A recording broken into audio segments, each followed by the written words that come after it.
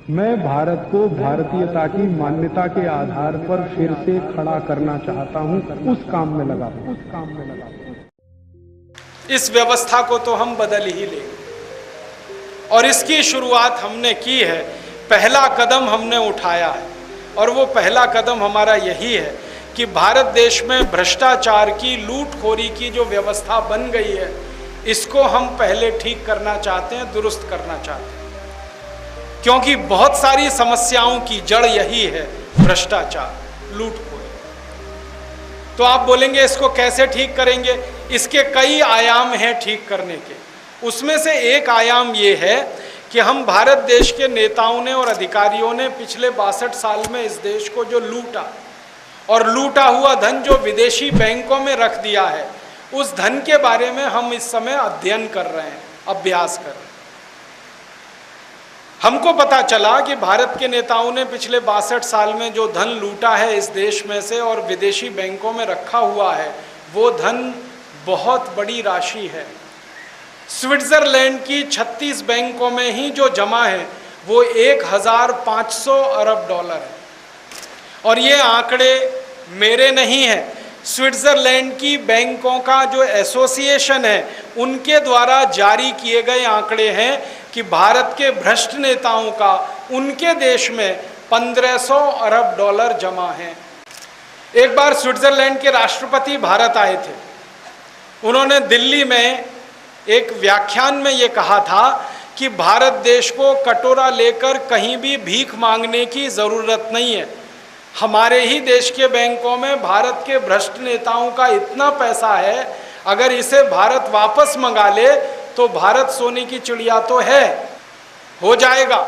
खुद उनके प्रेसिडेंट ने कहा दिल्ली में आके।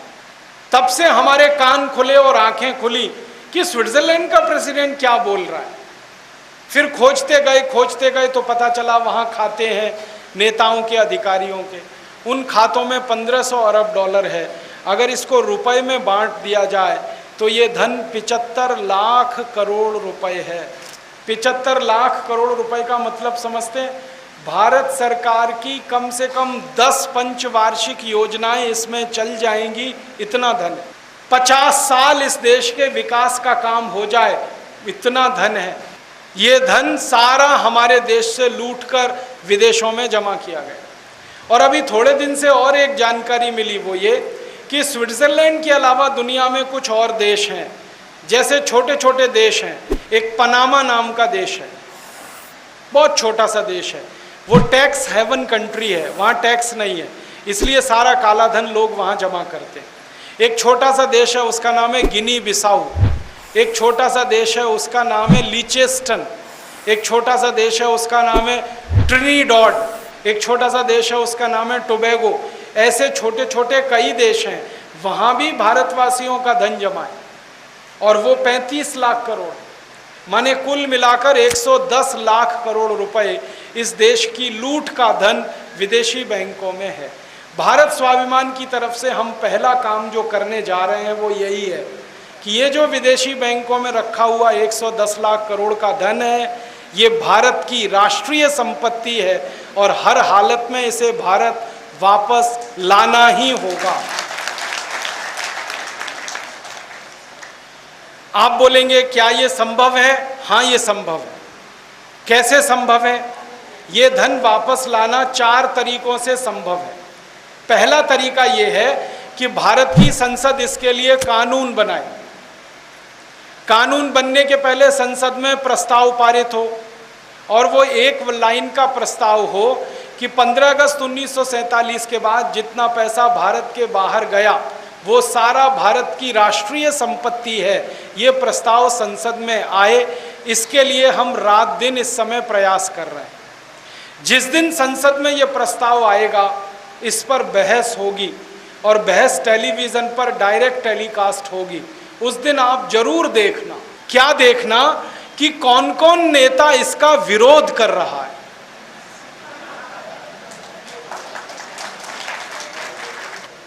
जब आप ये देखोगे कि कौन कौन विरोध कर रहा है, तो पक्की बात है हरामी वही है और पैसा उसी का स्विस बैंक में।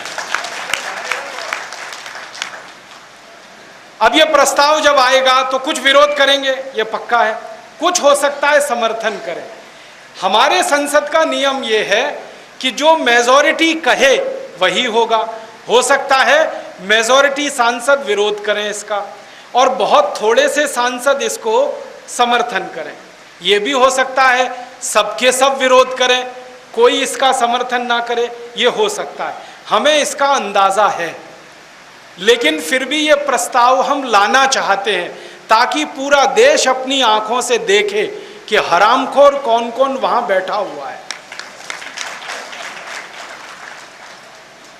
एक बार देश को ये अंदाजा लग गया कि कौन कौन हरामखोर वहां बैठा हुआ है, तब हम दूसरा स्टेप उठाने की तैयारी करेंगे। और हमारा दूसरा स्टेप ये होगा कि हम हिंदुस्तान की संसद को बदल देंगे फिर। और संसद को कैसे बदलेंगे? जो जो नेता इसका विरोध करेंगे उनके चुनाव क्षेत्र में जाकर हम उनकी पोल खोलेंगे और जनता से अपील करेंगे कि इनके स्थान पर किसी दूसरे आदमी को चुनकर दो जो संसद में जाकर इस प्रस्ताव का समर्थन करे और प्रस्ताव कानून में बदले। माने संसद में हम 350 से 400 एमपीज को जिताकर लाएंगे इस अकेले मुद्दे पर पूरे देश में। और निश्चित रूप से ये लोग जो जीत कर आएंगे ये इन हरामखोर नेताओं में से नहीं होंगे, ये पक्का है। हम इस देश के ईमानदार, चरित्रवान और इस देश के पारदर्शी लोग जो अपने अपने क्षेत्र के कोई बड़े विशेषज्ञ हैं, कोई डॉक्टर, कोई इंजीनियर, कोई चार्टर्ड अकाउंटेंट, कोई मैनेजर, कोई बहुत अच्छा किसान, कोई बहुत अच्छा कारीगर, कोई बहुत अच्छा शिक्षक, ऐसे लोगों में से चुनकर लाएंगे।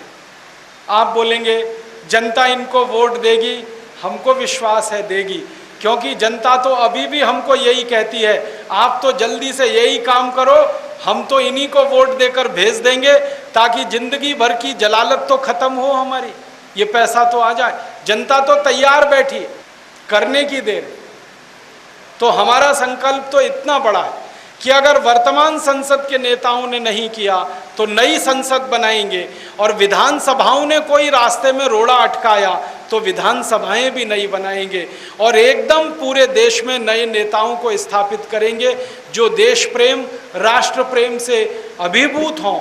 और हम तो ऐसे लोगों की खोज करेंगे जिन्होंने कभी अपने परिवार के किसी सदस्य को भारत की आज़ादी की लड़ाई में खोया है, ऐसे लोगों को सबसे आगे हम रखेंगे, क्योंकि पहला अधिकार उन्हीं का है इस देश की आज़ादी।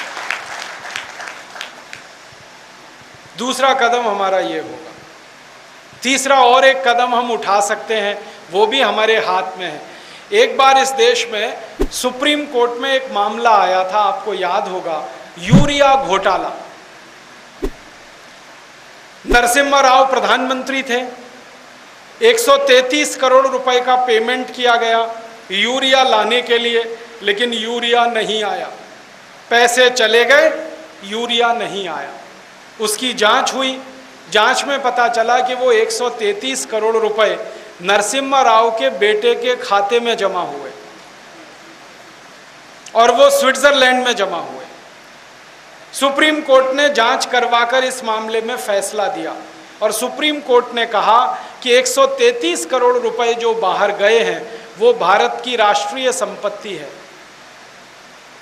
और जिस व्यक्ति के खजाने में ये पैसे हैं उसको अब जेल में जाना होगा।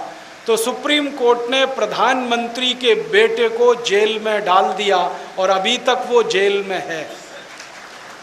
और 133 करोड़ रुपए जो खाते में जमा था वो भारत में वापस आ गया।